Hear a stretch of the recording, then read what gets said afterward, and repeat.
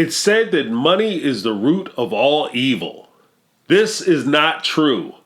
The love of money is the root of all evil.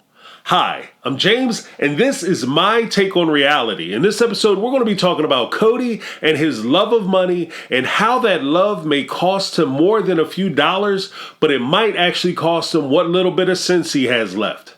Now, before we get started, I would ask that if you are not subscribed to the channel, you consider subscribing. It really helps the channel out. It helps me out. And hey, who doesn't want to help a brother out? So hit that HBO special down below. I'd really appreciate it. Thanks. Let's get it. There was a quote that I had heard years ago, and I think it capsulizes this feeling that so many people understand inherently, but it's just a great way to phrase it. And the statement is this: money will get you the women that you want, but the struggle will get you the woman that you need. In this particular case, when we look at Kody and how he started with his wives, he was struggling. Homeboy was on a struggle bus, okay? And these three women were riding with him. It's very difficult for a man to come to a woman and say, hey, baby, I love you, but I want you to move into this trailer with me and we gonna reach for the stars, girl. Like, that's a hard thing to do. Kody did that not one, but 3 times with 3 women. Kody and his 3 wives, Meri, Janelle, and Christine, all lived in a trailer together with children in the beginning of their marriage.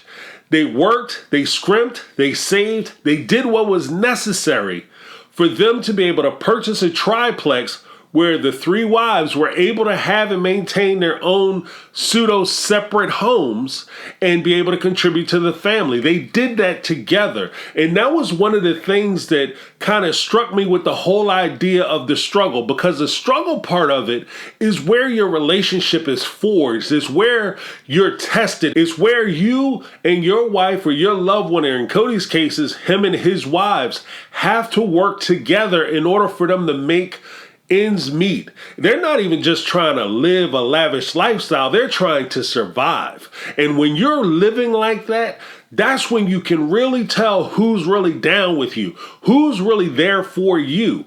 If you are saying to your wives, in Kody's case, or in most people's case, you're saying to your wife, hey, this is what we need to do. This is how we need to do it. I need your help. And she gets on board with you. And you guys are sitting there, your front touching your back because you hungry and you missed a couple meals.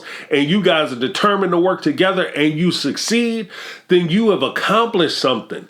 You've grown something out of nothing. You have taken a seed, planted it in the dirt, and you watered it, nurtured it, and made sure it became something special. That's what Kody was faced with as he was dealing with his wives. Now, in some cases, when you have that struggle part, it's very easy for you to get lost once you introduce money and opportunity. That's what happened when you start to introduce the whole TLC opportunity and the money that came with that. And then soon after the opportunity came, then Robyn came. And that's where I say that the money will get you the woman that you want. Because clearly, Robyn is the woman that he wanted. Robyn, whether it's the look, the style, the technique, how she carries herself, whatever the case may be, Robyn is the woman that he wants. Robyn is the ideal woman for him. If you listen to Kody talk, especially when he's angry with his other wives, his 3 wives, Janelle, Meri, and Christine, he's quick to say to them to their face, which is ridiculous to me, but he's quick to say to them how unattractive he was to them, especially when they first got married. Between Janelle, it's more of a business situation. Christine, it was more a situation where he needed somebody to watch the kids and she was willing to do it. So, hey, welcome on board. Welcome to the team, baby. With Robyn, he feels as though he has the complete package. Money can be a blessing and money can be a curse. Money can be a blessing because it provides you with opportunities. It can provide you with the things that you want as well as the things that you need. Your house is not only being paid for, but now you can buy a bigger house. You not only have a car, but now you have a nice car. The vacations, the opportunities, the ability to go out and eat dinner and lunches and things like that in restaurants as opposed to trying to huddle up and get food. It's a blessing to you. But it's not just a blessing to you, it's also a blessing to everybody around you. If you won the lottery, or you had a great business opportunity, or you got a wonderful job, you're not going to just hat up and then take off and leave your family behind, hopefully. What you're going to do is you're going to bless your kids. You're going to bless your family. Everybody around you, your mom, your dad, if they're still around, you're giving them, Mom, you worked hard as hell your whole life. I want you to retire and I'm buying you a house. Dad, you went to work every day, got up at 5 o'clock in the morning. You still came home from work. You took me to baseball practice, whatever, karate classes. And you did all that, made it seem easy. Here, Dad, here's some keys to the dream car that you've always wanted that's going to be parked in front of your house. You know what I mean? Your mom's house. Your kids, you give them opportunities, whether it's education, clothes, whatever it is. It's a blessing for everybody. But there's also a curse to money, because money doesn't necessarily just change you, but it changes the people around you, how people look at you. So when you go out with your friends, if you're the one who's making it, you making big money, every time you go out with your friends, oh, he got the bill. And that's kind of where Kody is. He feels like, I've made it, and so now everybody wants from me, and all these people around me have changed. But he doesn't recognize that he too has changed. When you have that kind of money, you think that you're the same person. You think that everybody is just liking you because now they're really seeing you, because the money is given the opportunity for people to really see who you are. But the truth of the matter is that it's not that people see you, they see what you've become, and they see what you can provide them at that point. But they don't like Robyn in that sense. Robyn doesn't know struggle Kody. Robyn knows TLC Kody. There's a difference. And that's where the blessing and the curse comes in. The blessing is he can now provide Robyn with $1 million home. The curse is she has no idea what Kody would do if he lost everything. What Kody's like when he's flat, dead, beat, broke, and he's living in a trailer. She doesn't know that Kody. This creates a two-tier system within Kody's family, because with one wife, Robyn, she provides Kody with the one thing that he's always wanted, the one thing he's always needed. She gives him TNA. Get your mind out the gutter. I'm talking about time and attention. That's the one thing that Kody's always wanted from his wives, that he's never been in a position to be able to afford. The one luxury he could never afford with his other 3 wives, because they were too busy struggling. When you are trying to keep the boat afloat, you don't have time to sit back in the barca lounges and relax. They're too busy trying to bail water out the little tugboat that they were floating in. So in that sense, he never had time and attention. They were never able to spend time when he wants to spend time and pay attention to all the things that he wants to do and cater to him and do the things that, oh, you're so great, you're so wonderful, I'm giving you all my time. Oh, tell me more because you're so interesting, patriarch. Tell me more about your day. They can't do that because 9 times out of 10, they were either dealing with kids or they're getting ready for work themselves or they're coming off of work and they're tired.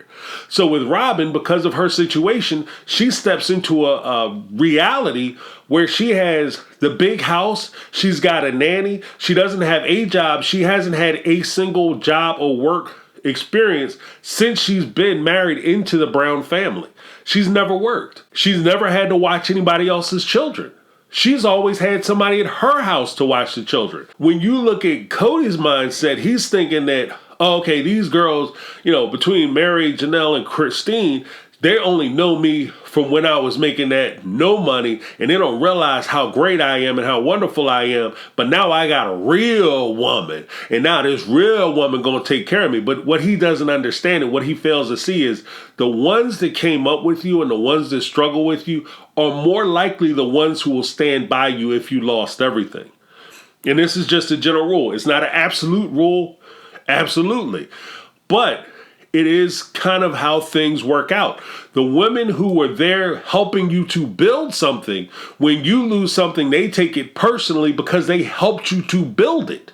Whereas if somebody came in later and you are already established, you already have the big house, you already have the TV show, you already have these things popping, and all of a sudden you're able to put her in a house, you're able to keep her out of work, you're able to give her nannies, you're able to give her nothing but free time, relaxed time, and chill time. But then you turn around and say to her, babe, I just lost everything. I'm gonna need you to go down and start filling out some job applications. She's not trying to fill out no job applications. What she's gonna do is she's gonna take what little bit of money you have left and she's gonna go see a lawyer. Oh, well, I don't understand why Robyn is acting like a faker, because she's trying to keep the family together and she doesn't really care about the family. Robyn does care about the family staying together. And I will say the reason why Robyn cares about Meri and Christine and even Janelle, and she's so hurt that Christine left and she wants Janelle to stay and Meri to stay and she wants Christine to come back, is because if these women leave, they don't have a TV show anymore. If the TV show goes away, the money goes away.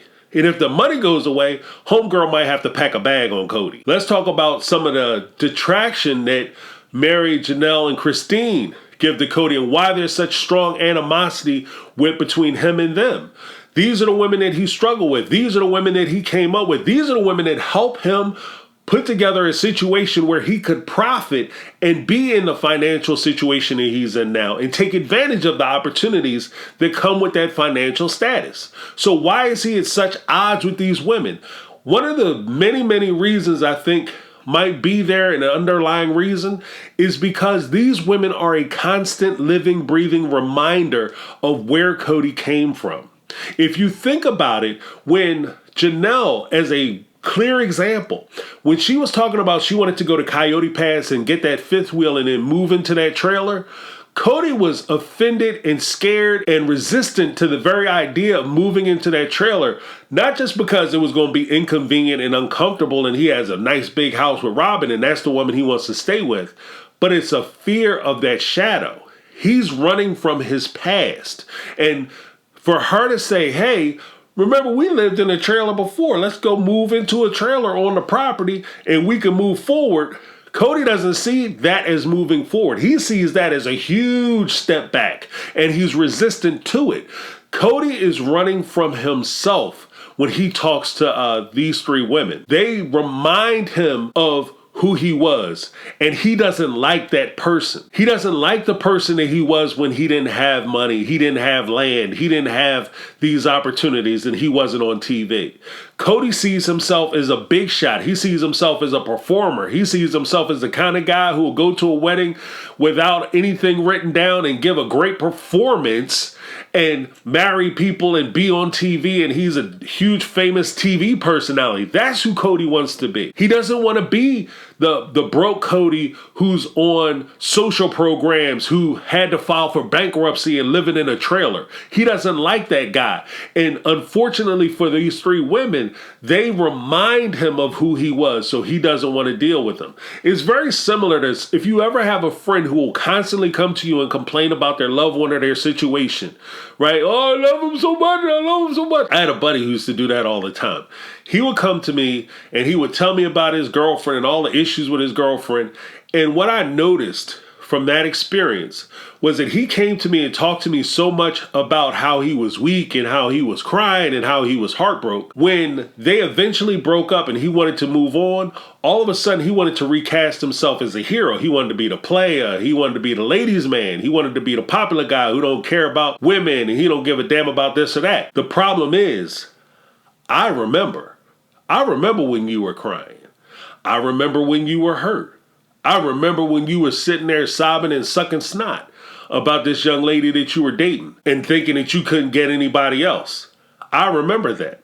So as a result, he slowly stopped hanging out with me, because even though I never threw it in his face, anytime he went to brag about this or brag about that, he knew I knew the truth. And so he had to get rid of your boy James. With Kody and these three women, I think it's along those same lines. Now, I've heard people say things like, oh, he has a bad relationship with money. At one point, I might even said it.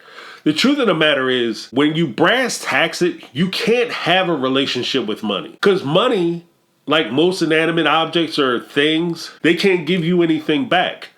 When you have a bad relationship with money, food, alcohol, gambling, whatever the case may be, these things are all tools.